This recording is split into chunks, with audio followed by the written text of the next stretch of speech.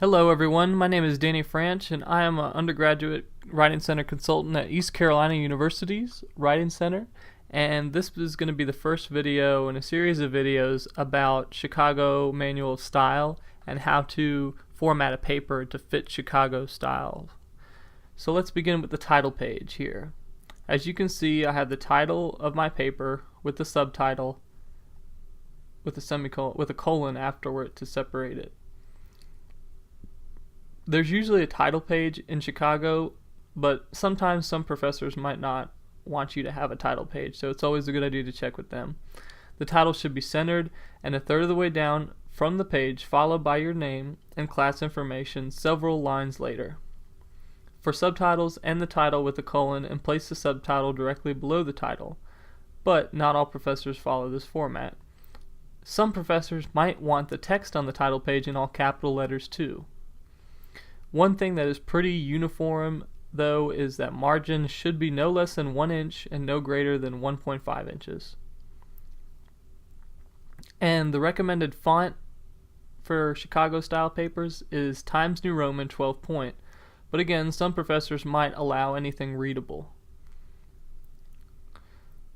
One thing that you want to make sure that you do for Chicago papers is always double space all text in the paper with the following exceptions: single space block quotations as well as table titles and figure captions, single space notes and bibliographies internally but leave an extra line space externally between note and bibliographic entries. And I'll have more to say about that in designing bibliographies in the future video.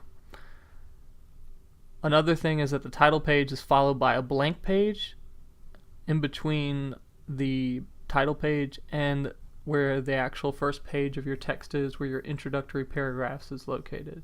And you can just do a page break to format that. And again, here I have my name, my course and section number, and the date.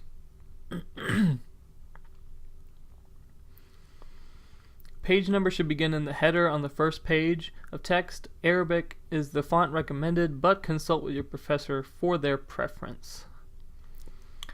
Also, as you can see from this right here, that footnotes are required in Chicago Manual of Style in addition to the bibliography at the end of the paper. When I wrote, as cited in Inconstant Rebels, Desertion of North Carolina Troops in the Civil War, historian Francis B. Simpkins opined that desertion was the most disgraceful chapter in the history of the Southern War for Independence. You should make a note of this because the author and title should always be used to introduce a quotation. Also, the phrase "as cited in" is used since the writer is quoting a source within another source, so the writer must give credit to the author who did the research to find the quotation. And lastly, on this page, footnote numbers go at the end of this clause or sentence to which they refer and should be placed after any and all punctuation except the dash. Footnote numbers should begin with 1 and follow consecutively throughout the paper, article, or chapter.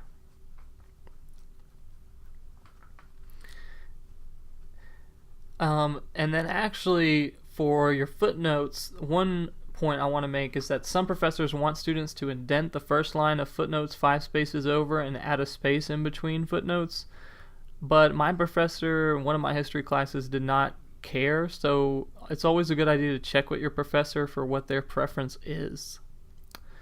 Well, that concludes the first video. Check back with the next video to get more helpful information.